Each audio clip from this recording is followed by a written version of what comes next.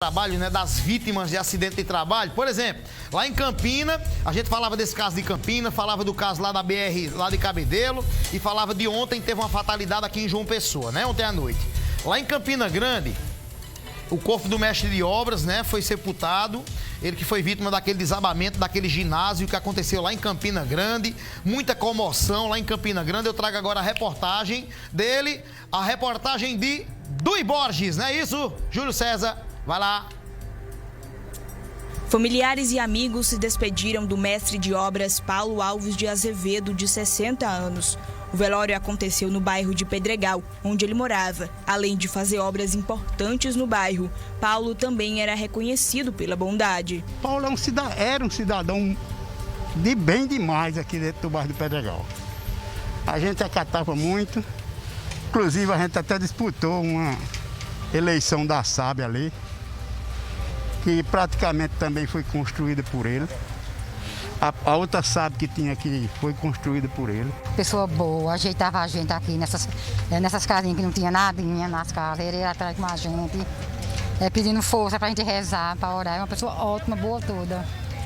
Gostava muito dele. Ele deixa 5 filhos, sendo um deles o agente de trânsito, que foi chamado para a ocorrência do acidente e descobriu que o pai era a vítima fatal. O enterro aconteceu às 4 horas da tarde, em um cemitério particular no bairro Velame, em Campina Grande. Ô, meu Jesus do céu, eu não sabia disso não, Júlio. Olha aqui, ó. O filho da vítima fatal foi chamado, estava no exercício da função no trabalho, foi chamado para ir atender uma ocorrência. Quando chegou lá era o pai. Olha a cena aqui, desolada. Ó, sobre esse caso aí, lembra que aqui em João Pessoa, a gente deu com exclusividade que o Ministério Público do Trabalho está investigando o caso da morte daquele trabalhador na BR, do soterrado.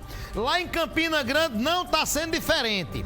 O Ministério Público do Trabalho está investigando, vai investigar as causas desse acidente, do desabamento de uma construção, não estava nem em pé ainda direito, desabou, da escola lá do ginásio lá em Campina Grande. Me dá aqui o que diz aqui, o procurador, vai. Assim que soubemos desse grave acidente que vitimou esses trabalhadores, nós determinamos a abertura de um procedimento de investigação para apurar com precisão as circunstâncias em que se deu esse lamentável episódio, bem como promover as responsabilidades em virtude do descumprimento das normas de saúde e segurança do trabalho. É preciso ter em conta que a saúde e a segurança do trabalhador são direitos fundamentais assegurados pela própria Constituição Federal e devem ser necessariamente respeitados. Para entrar na conversa nesse assunto, deixa eu tirar aqui a imagem do procurador lá de Campina Grande. Deixa eu colocar a Poliana Sorrentino com a gente, para a gente começar, né, para ele entrar nesse assunto também. Poli, como é que ficam as vítimas, na verdade, de um acidente de trabalho? Tem direito a quê? O que buscar? De que forma proceder? Tá? Bom dia para tu, viu, Poli? Quer dizer, boa tarde já, né? Oi, Erli. Acredito que seja quase boa tarde já. Boa tarde para você, boa tarde para todo mundo que está acompanhando o programa O Povo na TV. Quem vai tirar todos os detalhes para a gente sobre esse assunto é quem entende especificamente sobre isso, que é o advogado Francinaldo Bezerra, ele que é especialista em direito do trabalho e também previdenciário.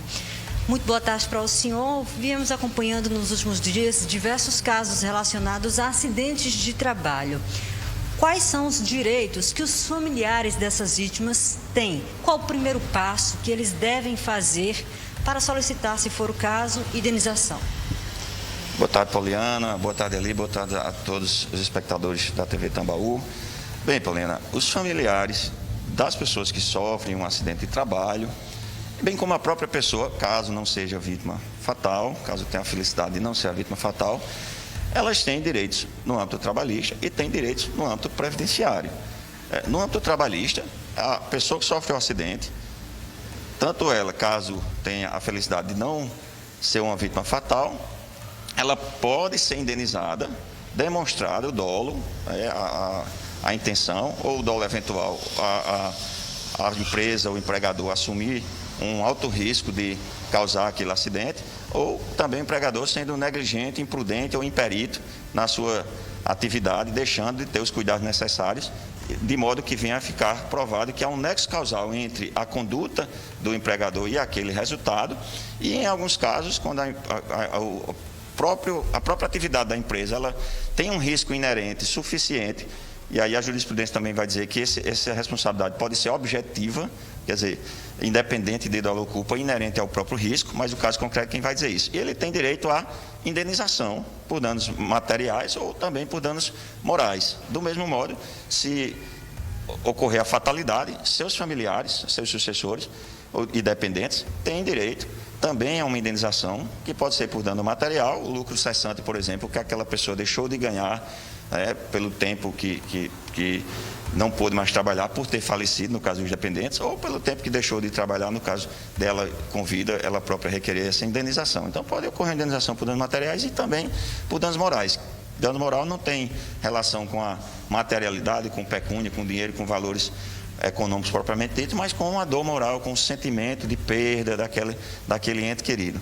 E no âmbito previdenciário, os dependentes daquela pessoa, vamos dizer aqui os principais, né? O cônjuge, companheiro ou companheira, inclusive independente do sexo, e os filhos menores de 21 anos ou filhos maiores de 21 anos, mas que sejam incapazes por alguma enfermidade, ou também equiparados a estes, como por exemplo um enteado ou alguém que está sob a guarda daquele que sofreu o acidente, que veio a falecer, tem direitos previdenciários. O próprio acidentado, como eu disse, não vindo a falecer, mas ficando incapacitado temporariamente, tem direito a um benefício por incapacidade temporária, também muito conhecido como auxílio-doença, e tem direito também, se a incapacidade for permanente, a um benefício por incapacidade permanente, também conhecido como aposentadoria por invalidez. E seus dependentes têm direito à pensão por morte, a conhecida pensão por morte. Nesse caso é interessante observar que esses benefícios, eles, auxílio-doença e aposentadoria por invalidez, ou a pensão por morte, eles requerem uma certa carência. O auxílio-doença e a aposentadoria por invalidez, o cidadão tem que pagar pelo menos 12 contribuições, pelo menos um ano, para poder começar a ter direito a esses dois benefícios.